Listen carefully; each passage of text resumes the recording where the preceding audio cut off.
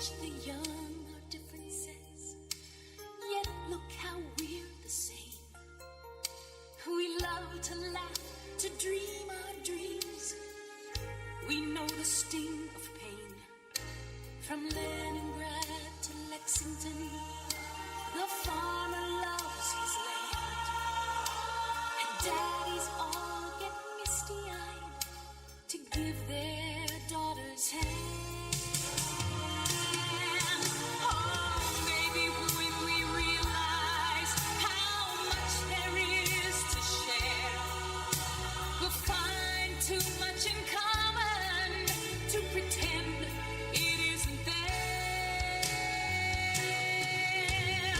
Love in any language, straight from the heart, pulls us all together, never apart. And once we learn to speak it, all the world will hear. Love in any language, fluently spoken here. Though the rhetoric of government may keep us worlds apart, there's no misinterpreting the language of the heart.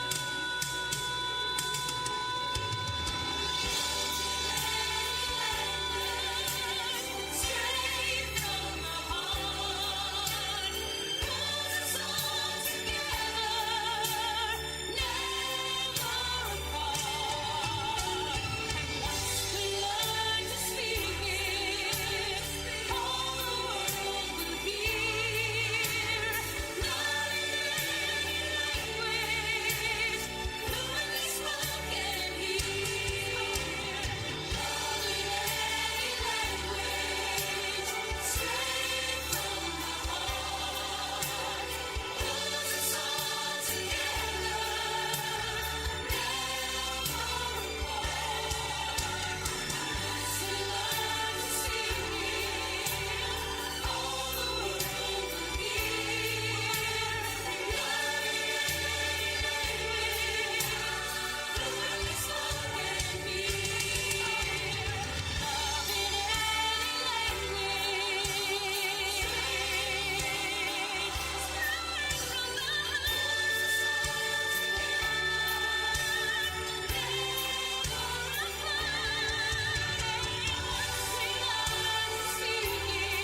from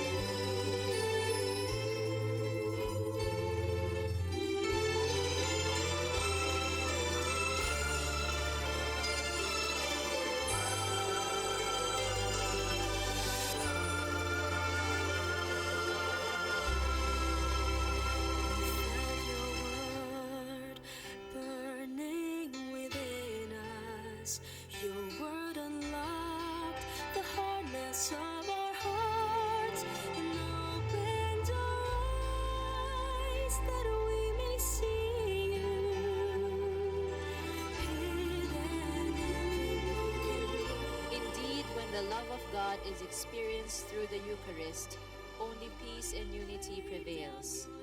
To give us this morning's catechesis, the Eucharist and Dialogue with Cultures, please all welcome His Eminence Luis Antonio Cardinal Tagle, D.D.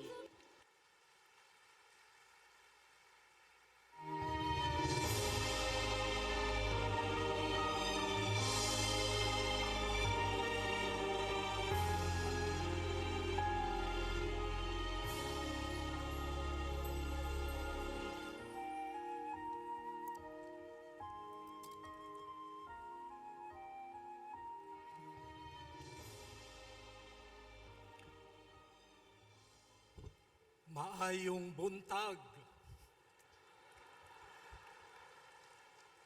Good morning. Buenos dias. Bonjour. Buongiorno. Sao an? Xin chào.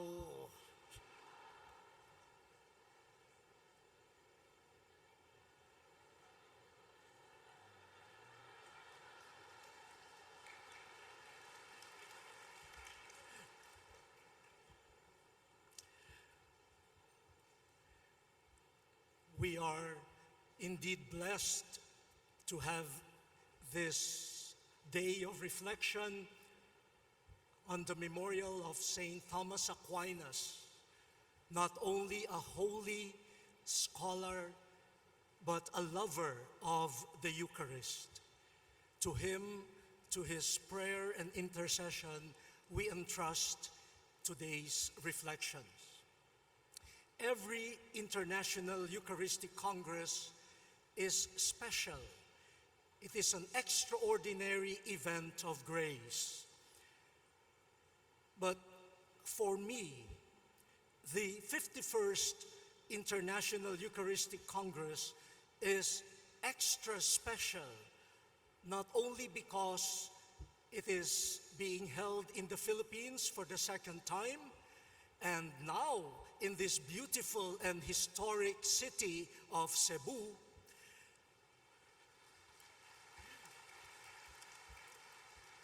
but also because it is the third consecutive International Eucharistic Congress where I speak as a catechist.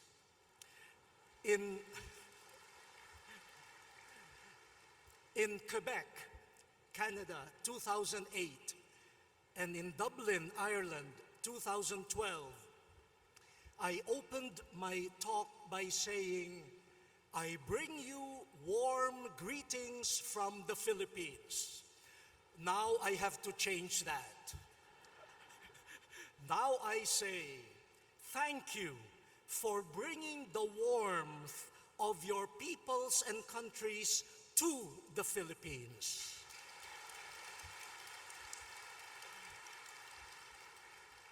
Cebu has become a much warmer place because of our Eucharistic fervor. This is climate change at its best. The climate of unity of peoples of different nations, tongues, cultures, becoming one body in Jesus Christ. What warmth, what joy, what love. And this is the topic of my catechesis this morning, the Eucharist and the dialogue with cultures. My talk will have two parts. In the first part, I will reflect on culture and dialogue. And in the second part, I will attempt to bring the Eucharist in the center of such a dialogue. The first part. The basic text for the preparation of this Congress, which I know all of you have read, true? The basic text contains a whole section on mission as dialogue with peoples and cultures. And that section ends by saying, the Eucharist will mean much for most Asians because it expresses many of the cultural values that they treasure very dearly. I believe that we can affirm the same thing of other cultures, not only of Asian cultures. But first, let me reflect on the key words, culture and dialogue. First, culture. there are various ways of defining or describing culture. I found a classical sociological definition that has been modified, which goes this way.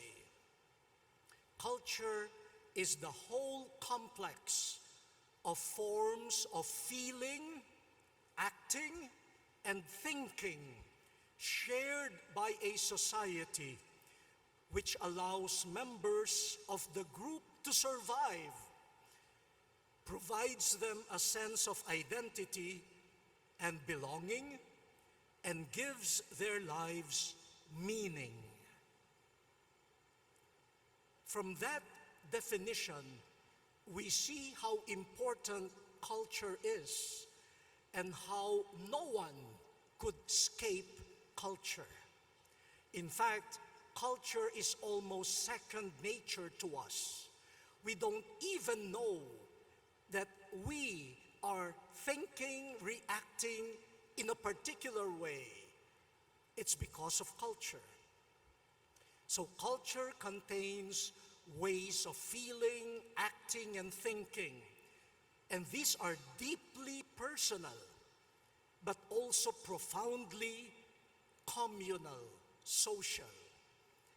In fact, according to the definition, the survival, the identity, and the values of a society and its individual members depend to a large extent on their culture.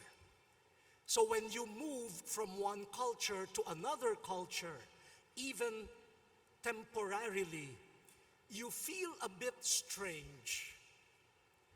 You feel a bit confused. And sometimes you feel threatened. You know you are in unfamiliar ground. Now that's the sociological definition.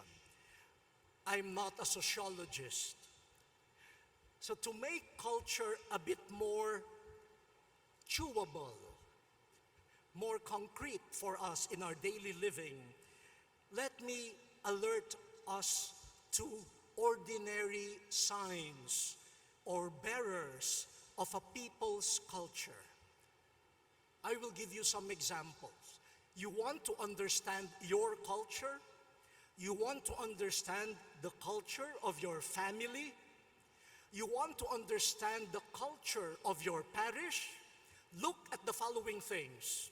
First, the use and the arrangement of space. If your parish has a big space for parking, but no room for pastoral formation, what does that say about the culture of your parish? Look at our gathering here. How do we arrange the space? The venerable cardinals, bishops here. And then those there, I could not see anymore. And then our beloved deaf there. What culture is being lived out here? Peace.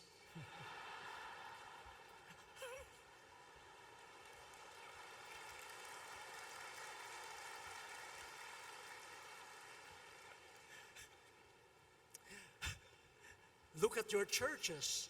How far is the sanctuary from the first pew? That speaks a lot about the culture. Now, aside from space, language. In the English-speaking world, you say the crack of dawn. Crack. In Filipino, we say bukang liwayway. Not crack, but opening. And they say in Italian, un sole che sorge. Wow. What does that reveal about culture? Heroes, remembered and honored. In some cultures, they remember always their military heroes. In some cultures, their heroes are the boxing champions and the beauty queens. What does that say about a culture?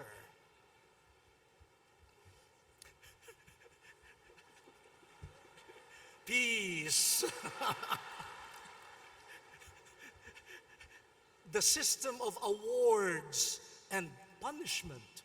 Who are awarded? In some cultures, if you tell the truth, you are recognized. In some cultures, if you tell the truth, you are punished. What does that say about a culture? Rituals, dancing, movements, food. In one gathering, I was asked whether I preferred salted or sweet snack. In other places, you have sweet and sour. It's not either or, it is and. In Asia, you have chopsticks Asia. You also have curry Asia. You also have banana leaf Asia.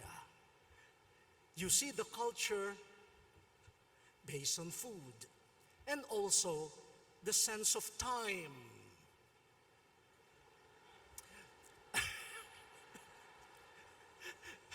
In Quebec and in Dublin, while I was doing my catechesis, periodically, somebody would stand in front of me telling me, 10 minutes left.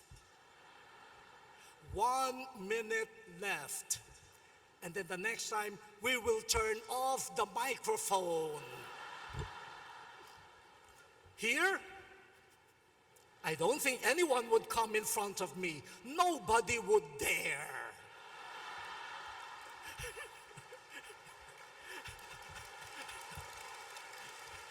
In other cultures, they will say, watch your time. In other cultures, they will say, take your time. Culture.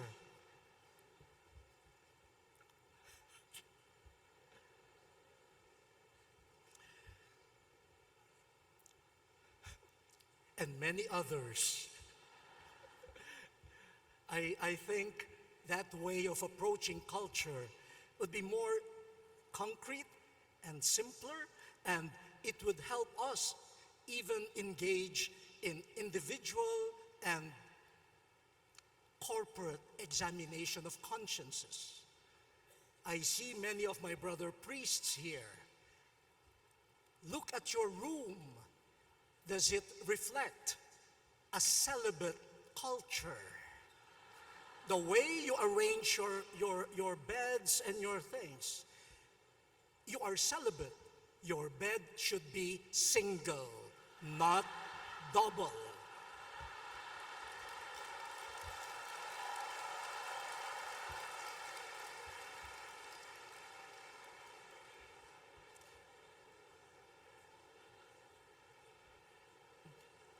Jesus dealt with his own culture, but he offered a new way of living, thinking, of acting and speaking. How did he use and arrange space? Let the children come to me. He allowed a woman known as a public sinner to come close, to anoint him. And he touched a person with leprosy, a new use of space emerging from Jesus. His heroes, the centurion, the Syrophoenician woman, lowly fishermen, his rituals, his meals. Oh, Jesus ate a lot. He was always in meals. But during those meals, he ate with those people that would never be invited to meals. Time. It is my Father who will determine my hour. Jesus is reshaping culture. In our contemporary time, there are many shapers of culture. The most obvious is the economic system. What is a good life? What is a comfortable life? Parents, when your child tells you, I want to pursue a degree in music, most likely, some parents will say, oh, you will not become rich as a musician. Enter into something else. Even the value system, what I will study, is dictated upon by the economic system, belonging to a group, exclusive clubs, gated subdivisions. Science, technology, social communications have been great movers and creators of cultures these past decades. When I was much younger, very few people had a camera. And you had to buy films, 6 exposure, 12 exposures, so you chose the shot carefully. Now everyone has a camera embedded in the mobile phone. So everyone now is a photographer. And so when they say, may we have a photo with you, chances are, if there are 5 people, there would be 10 shots. Each one with his or her own camera, and each one saying, one more, one more, one more.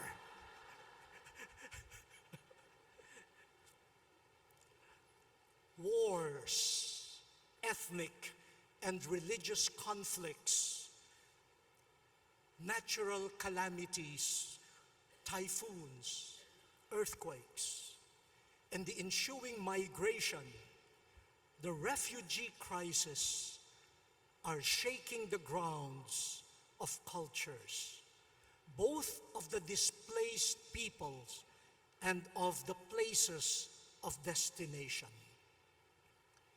Even as we speak right now, there is brewing tension between the preservation of cultural identity and the welcome that we should afford people coming from other cultures.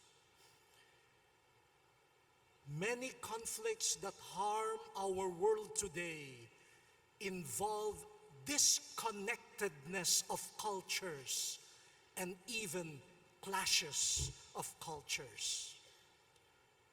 That is why dialogue is indispensable. And that leads me to dialogue. Are you still awake? Okay. Now, dialogue, a big term especially for the churches in Asia.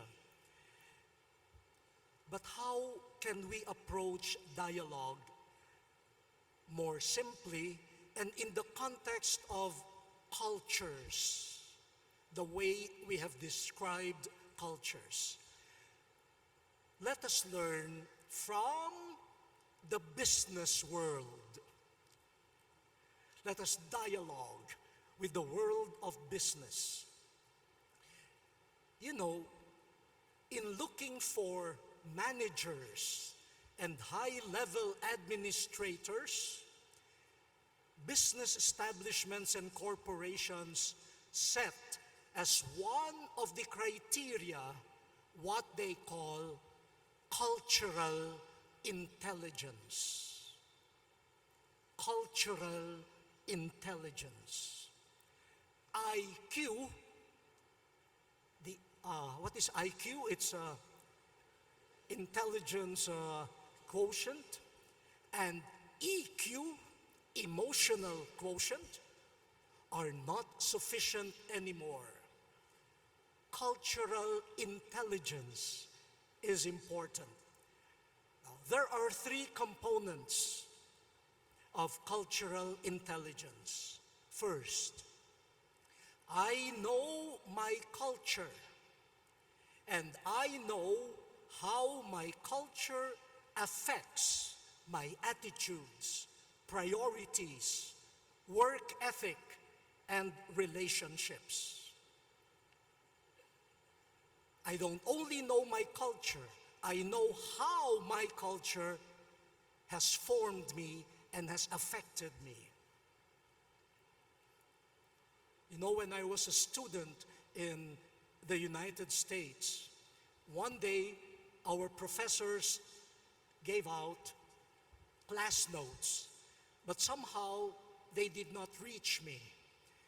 So, as a Filipino, I did what every Filipino would do. I asked my classmate who was seated next to me to pass on to me the notes. And what did I do? The Filipinos would know that. Kalabit. To call his attention. And he said, "Hey, what are you doing?" I said, "Yes, what did I do?" And I started groping for the English word. I calabitated you.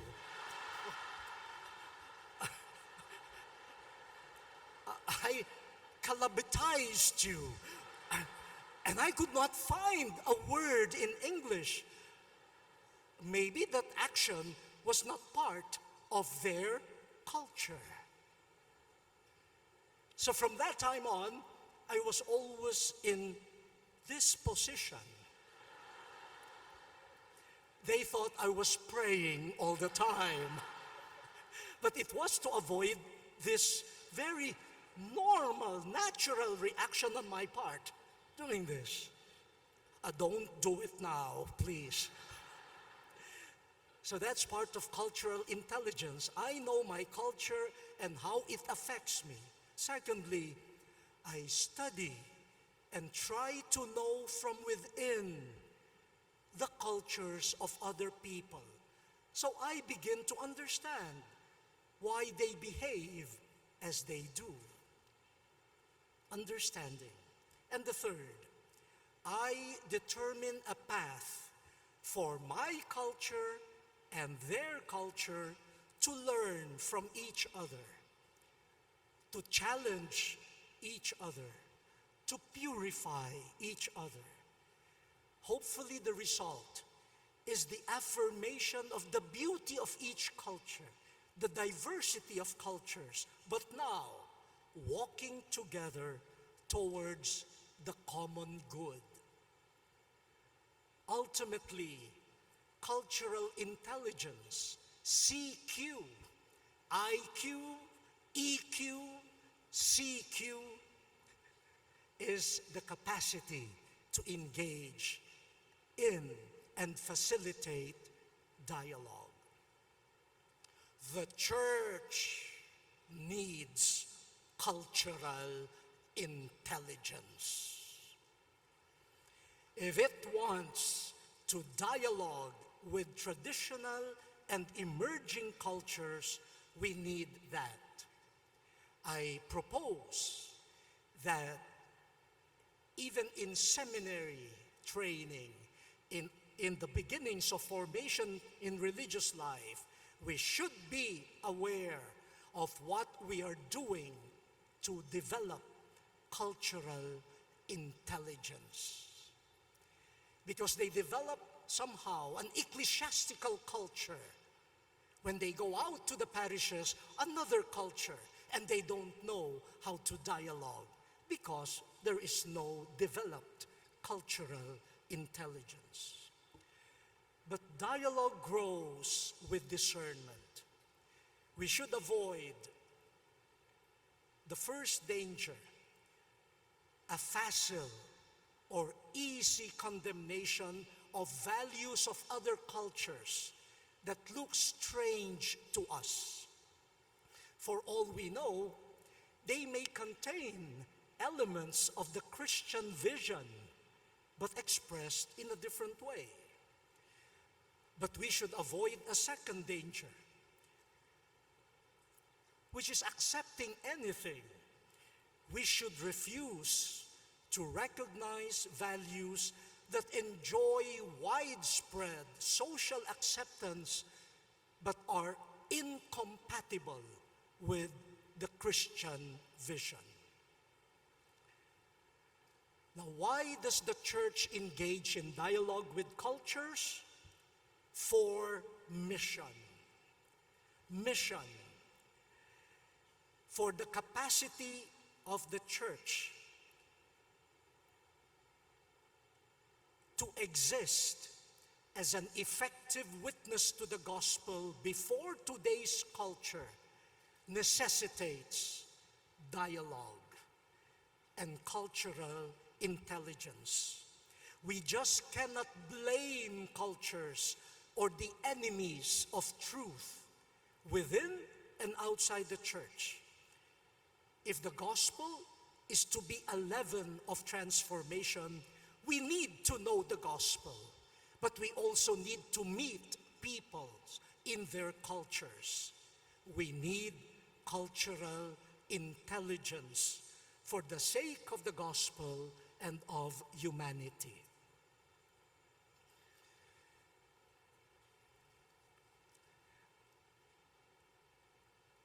Are we still together? Yes. So culture and dialogue. As a bridge to the second part, let me test the theme of our Eucharistic Congress. Christ in you, hope of glory. How do the other cultures outside of the Christian culture, how do they understand the theme of this Congress? Christ in you, the hope of glory. Of course, for us, we are affirming the presence of Jesus, Christ in us, especially in the Eucharist. Vatican II, in the Constitution on the liturgy, tells us that Jesus is present to the church in the person of the minister. In the Eucharistic species, most especially, the real presence in the Word, in the praying community, Jesus is present.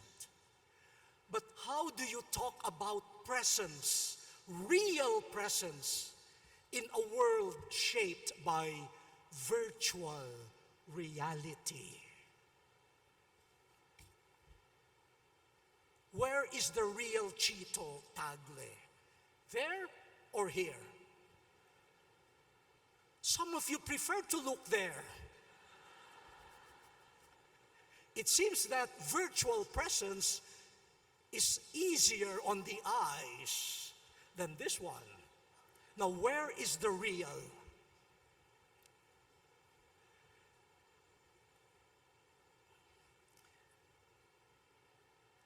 May I know how many of you were already born with the cell phone, with the internet, that what we call the digital natives?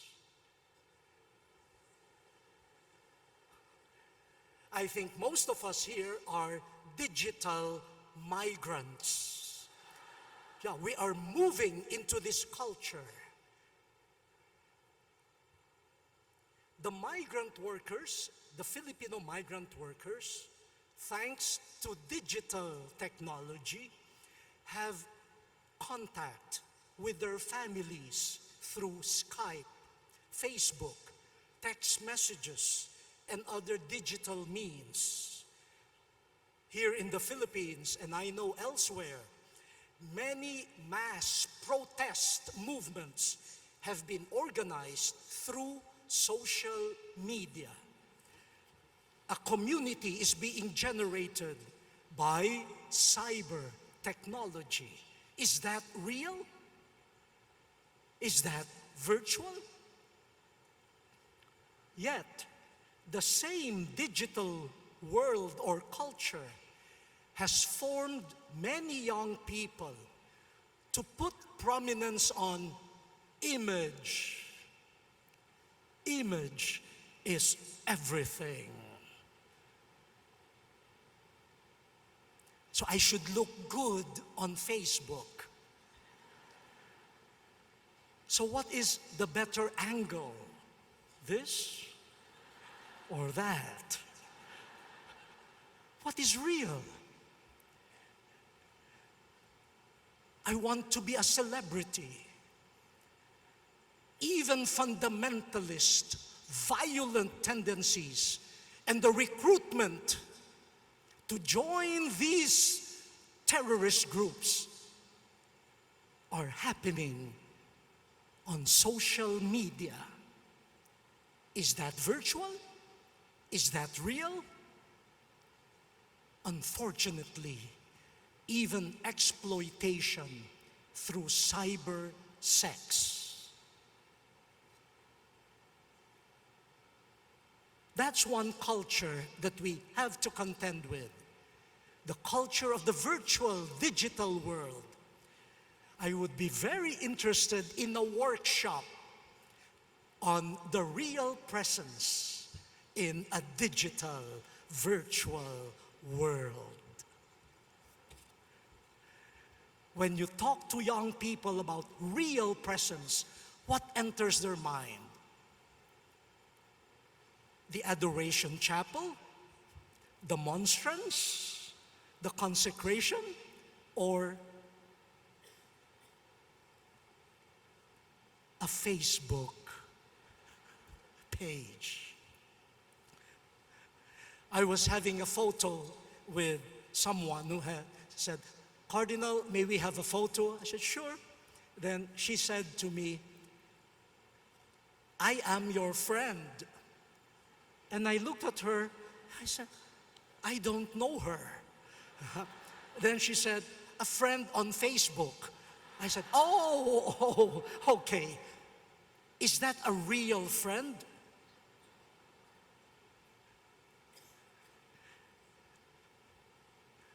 I think, looking at my reaction, she immediately unfriended me. Now, is that real or virtual?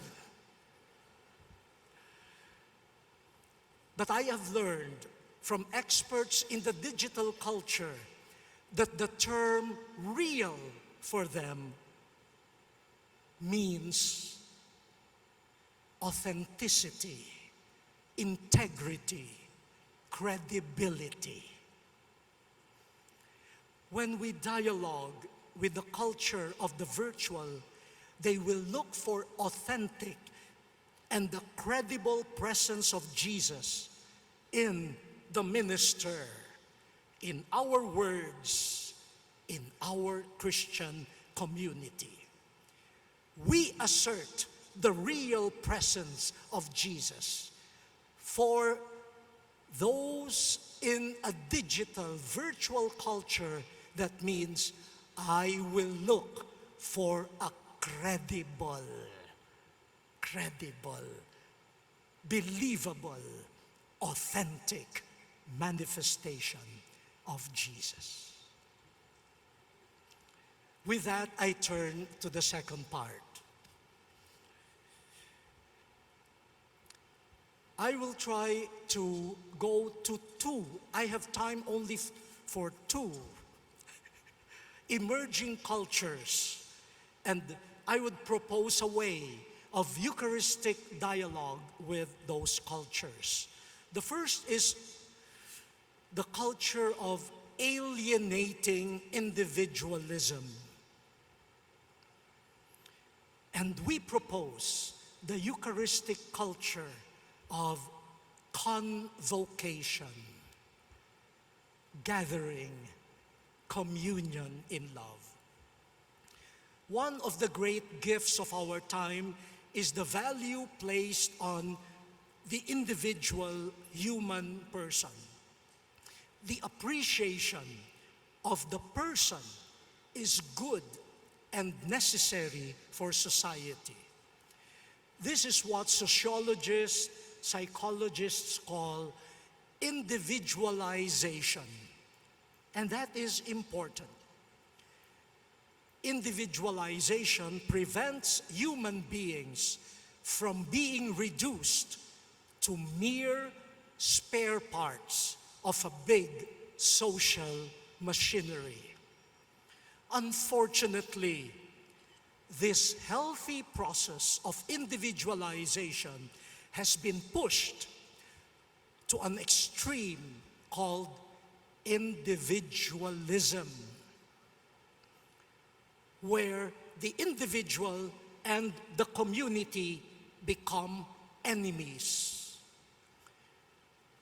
The individualistic culture takes the laissez-faire attitude that the individual reigns supreme and individuals can look after themselves. Look at the many books, self-help books. You can repair this by yourself. You can do this by yourself. Self-help. I don't need you. I can do it by myself. I don't know whether the culture of selfie. I don't need the photographer. I can do it by myself.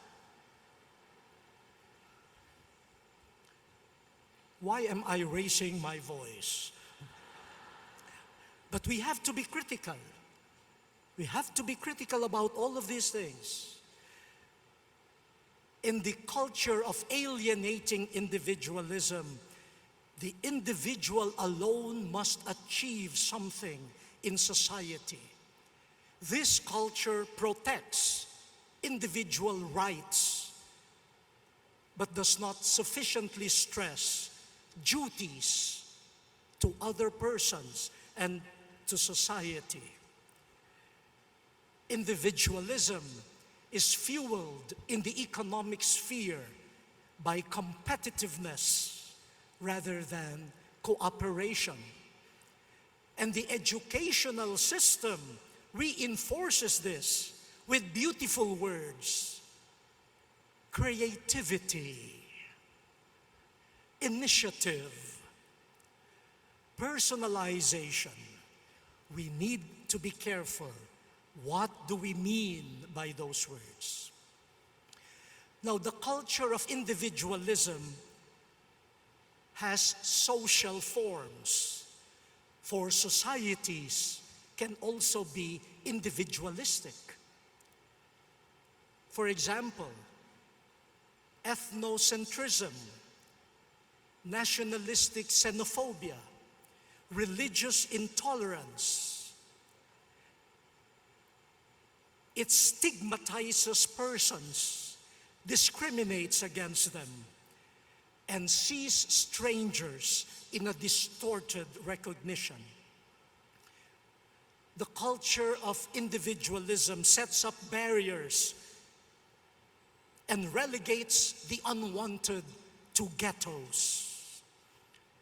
The culture of individualism engages in scapegoating, blaming the ills of society on the stranger, the alien, the migrant, the refugee, the poor, the minority.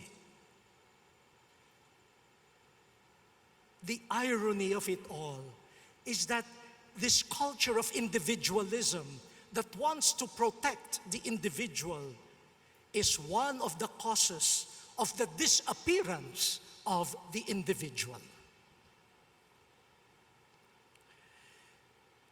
An individualist loses friends and neighbors, eventually becoming a nobody. An individualist inhabits a world that is so narrow that it does not have room for anyone, including himself or herself. Human persons are fulfilled both individually and socially, and at the same time. But we should also be critical of cultures that disregard legitimate individuality in the name of false communitarianism. I'm oversimplifying the description of the culture of individualism, but I leave it to your reflection. Let me turn to the Eucharist. The Eucharist offers an experience of another culture, the culture of convocation. Convocare. You are called with others. You are called to be with others. And you are called to be with others in a meal that the Lord hosts. When the Lord hosts a meal, be prepared to be with surprising others. But in the meal hosted by the Lord, persons recognize a close neighbor, a fellow sinner, a sister, a brother, with a place at the family table. In each one, I see myself. As I see a brother or sister, I also discover myself. Sinful but loved, undeserving but invited, shamed but embraced, lost but trusted. That was how Jesus hosted and participated in meals, by calling together the most unimaginable combination of people to a community to become His family, His body, because He has convoked them. Remember how Jesus broke the isolation of those pushed aside by a culture of alienating individualism. Matthew, the tax collector, Zacchaeus, the sinful woman who washed the feet of Jesus,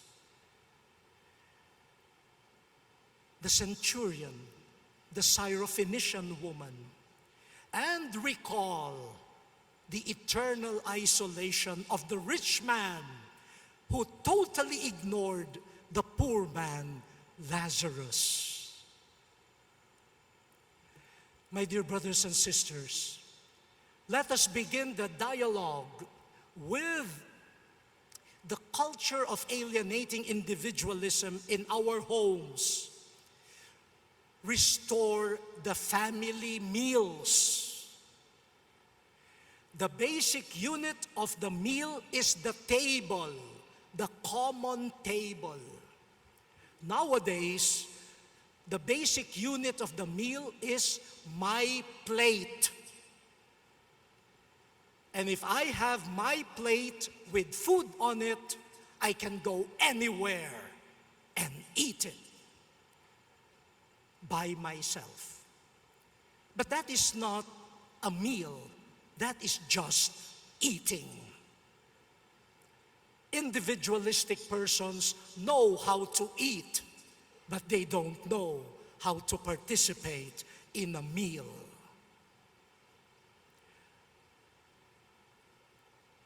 May I ask ourselves here, are our sacraments and pastoral services accessible to the poor?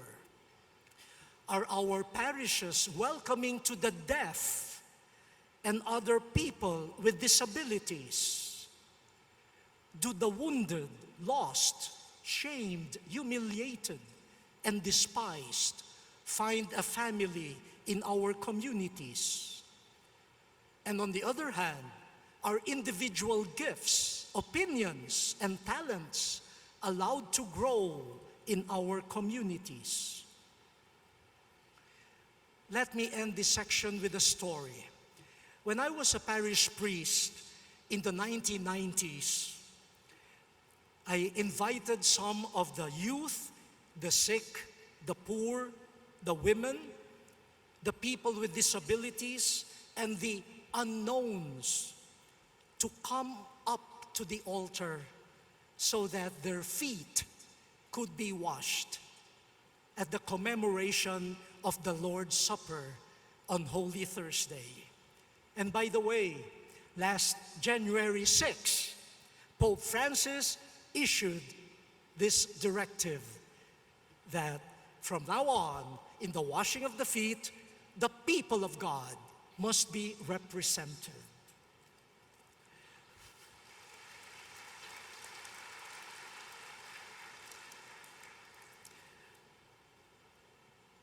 I know in some cultures, they even pass on to their children as an inheritance the sash, Andrew, Judas. That particular Holy Thursday, we invited a poor girl who regularly sold flowers and candles at the church grounds to be one of the 12. This girl had polio. She had to walk on crutches. Many people must have bought from her candles, flowers, without seeing her, without knowing her. But that evening, to commemorate the supper of the Lord, she processed to the altar, bearing the pains and sufferings of the poor and the lame.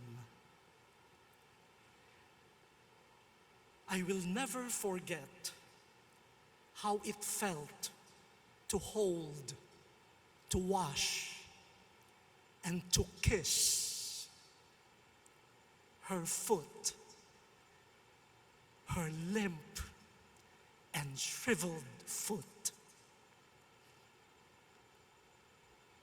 It would be forever etched in my memory.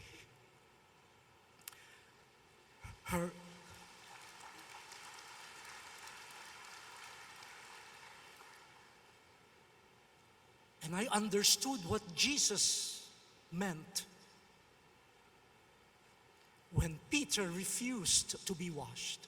Washing the shriveled foot of this girl, I felt she has become part of me, and I have become part of her. And her broken body has found its proper place within this family called the body of Christ. And a few hours after the Mass, She came to me, exuberant, with the good news. Father, people flocked to me after the Mass, and they bought my flowers and candles. Then she asked me, will you wash my feet again next year?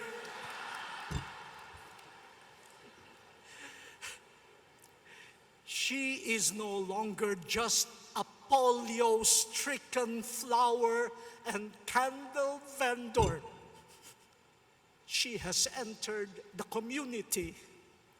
The wall of alienation has been torn down at the supper of the Lord.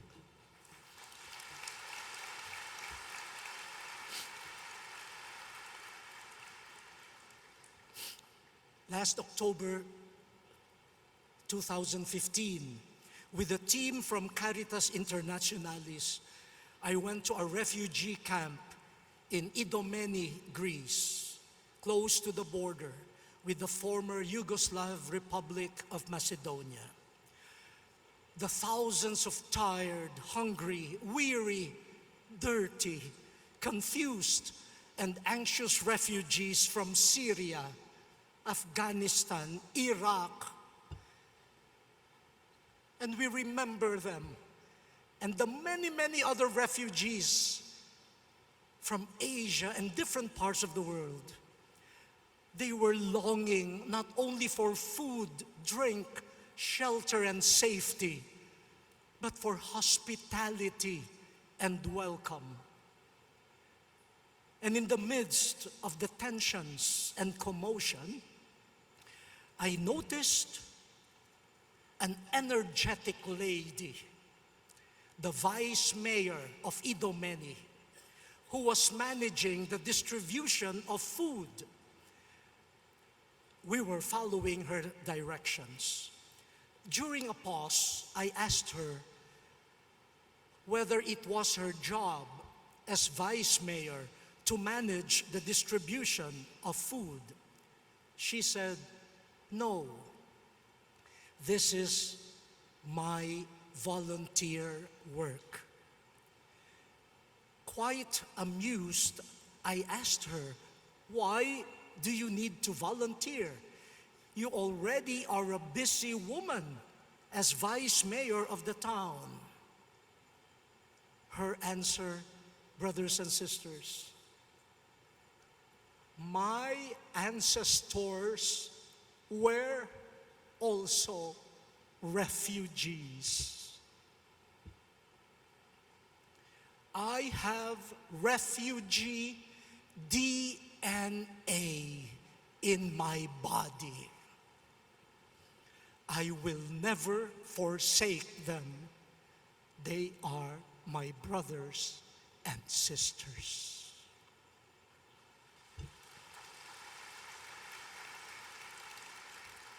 She affirmed and lived the culture of convocation, of communion, at the table of the distribution of bread in a refugee camp. The isolation of the discarded in a broken world have found a family even for a fleeting moment.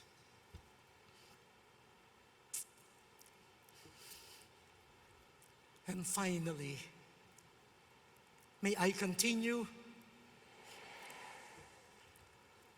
Do I have time?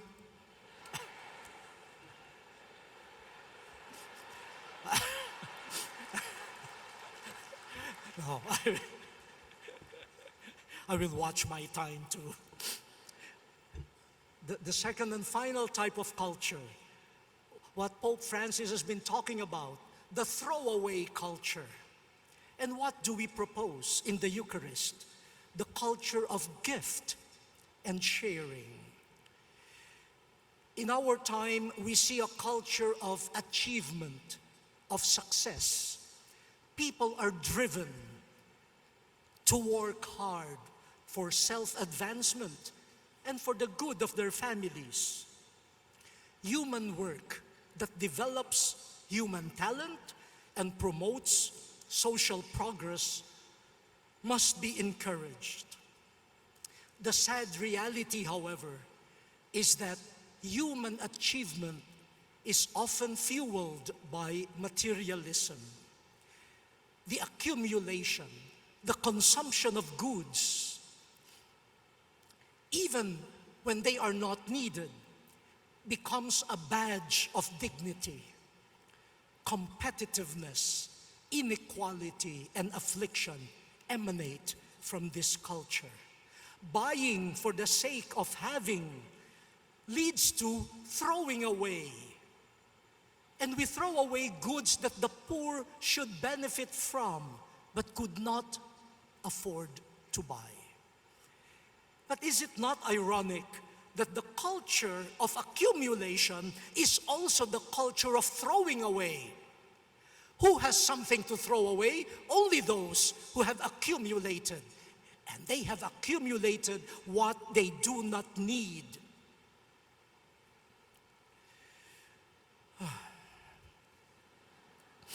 As they say, the more you grow, the more you throw.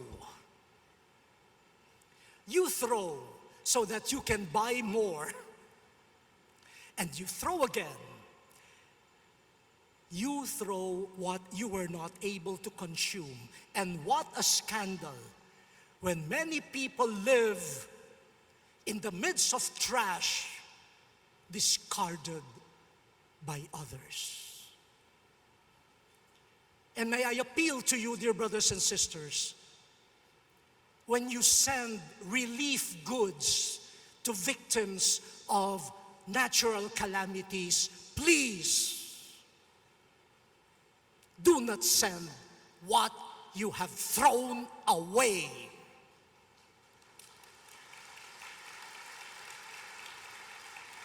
You are just decluttering your closet.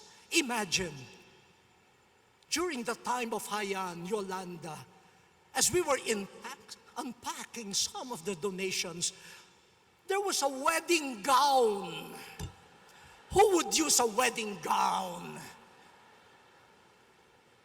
They were just throwing away unused clothing to the poor. In a culture of achievement for profit, a good life and success, we lose the sense of having been graced, having been gifted, having been blessed. Everything is my achievement. And because I have achieved this, I can dispose of it as I will. But you do not dispose and throw away a gift.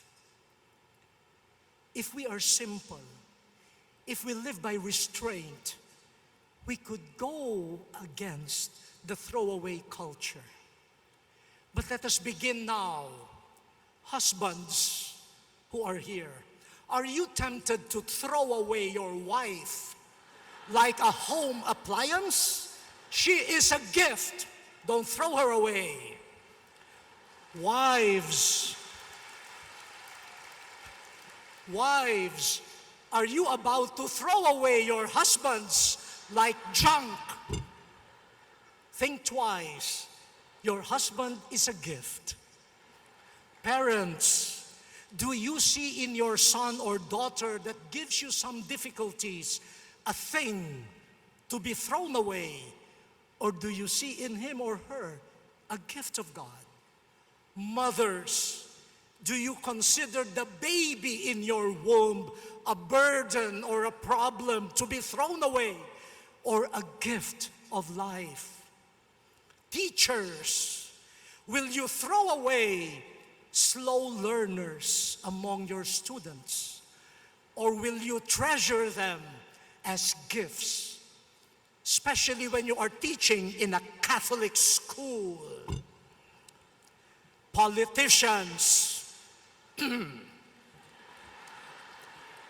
will you throw away people's taxes for your parties and shopping, or guard them as gifts for social service?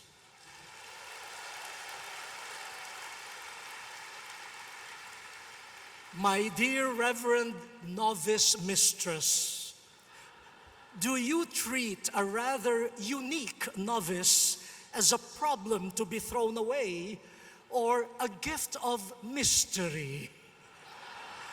How do you solve a problem like Maria? Bishops, do you see our rather independent-minded priests worthy of being thrown away or as gifts providing collaboration?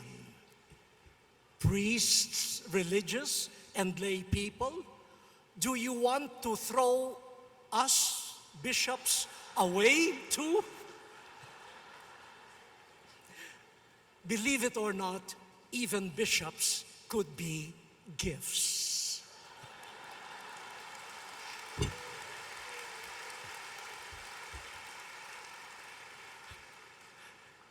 The Eucharist responds to the throwaway culture with the culture of gift. You never throw away important gifts, bread and wine, gifts of God, gifts of the earth, gifts of human hands will become the gift of Jesus' presence, a gift of presence.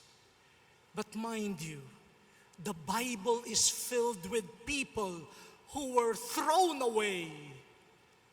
Joseph, thrown away and sold by his brothers. David, threatened to be thrown away by King Saul. Elizabeth, the mother of John the Baptist, thrown away into hiding during her pregnancy. Joseph and Mary, thrown away to the manger by closed doors. Jesus, thrown away by the jealousy and fear of power-hungry politicians, thrown away by self-righteous religious leaders, and finally thrown away by the betrayal and denial of friends. All of them were thrown away by an unfriendly world, but God took them in His gentle hands and gives them to us as His gifts. On the night Jesus was betrayed, on the night when all forces were conspiring to throw Him away, He gave Himself as a gift of love. No one takes my life from me. I lay it down on my own. Beware, beware. What you throw away will return as God's gift to us.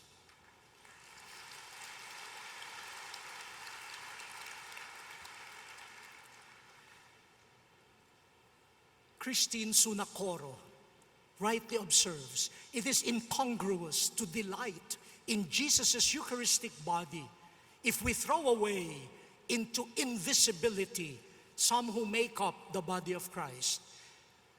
And let me read quickly some of the questions she raises for our examination of conscience. A useful starting point, according to her, might be to inquire, where do our sacramental bread and wine come from? Has the flour been produced by migrant or even slave labor? Is the wine imported from a winery that employs workers without paying them a living wage and thus prompting them to cross borders to survive?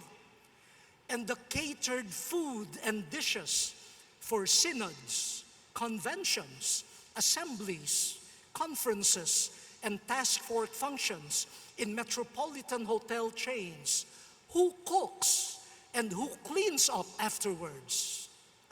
And what about the shoes, ties, hats, gloves, shirts, and dresses called Sunday best?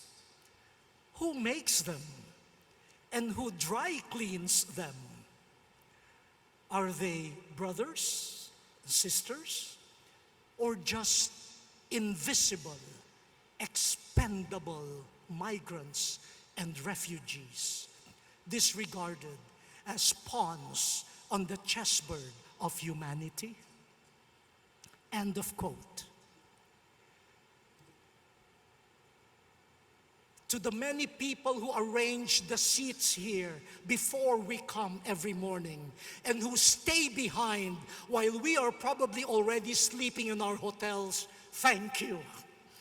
To those who are preparing our food early morning and who clean up after us and stay till the late hours of the night, thank you. For the drivers who wait for hours to pick us up and to take us back home, missing their families and their meals, thank you.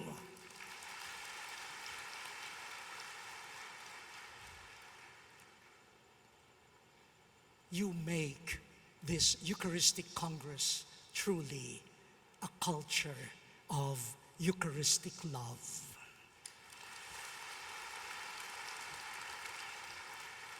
I close now, I promise. Let me close by returning to the refugee camp in Idomeni. Before leaving the camp, I went back to the Caritas desk to thank the volunteers. But then I saw a new set of volunteers, a very small group, a young couple with a baby, a family. I asked them where they came from. They said, "We are from Australia, but we were born in the Philippines." So I excitedly declared, "Hey, I'm also Filipino." And the woman said, "Yes, you look familiar. I see your photograph everywhere." I said, yes. And then I asked them, "What are you doing here?" The answer, "We are with a group touring Greece, but we heard about this refugee camp. We decided to cut short our tour, leave the group, and serve the refugees even for a day."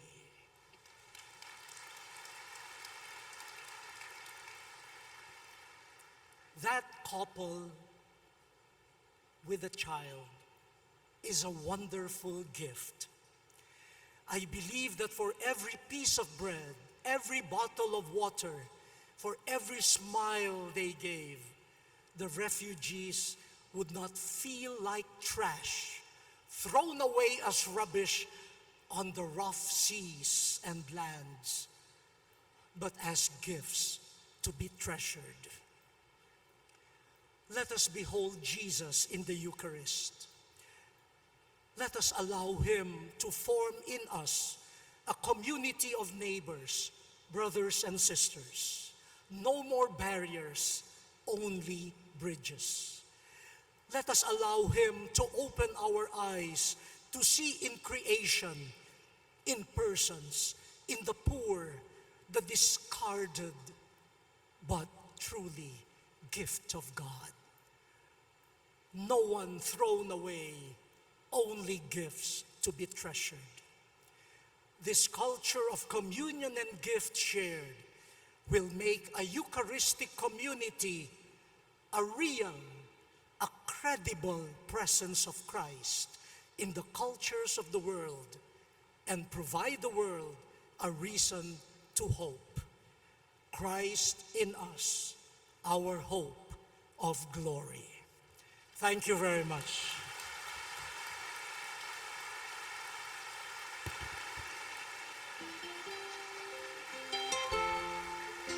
Thank you, Your Eminence Cardinal Tagle.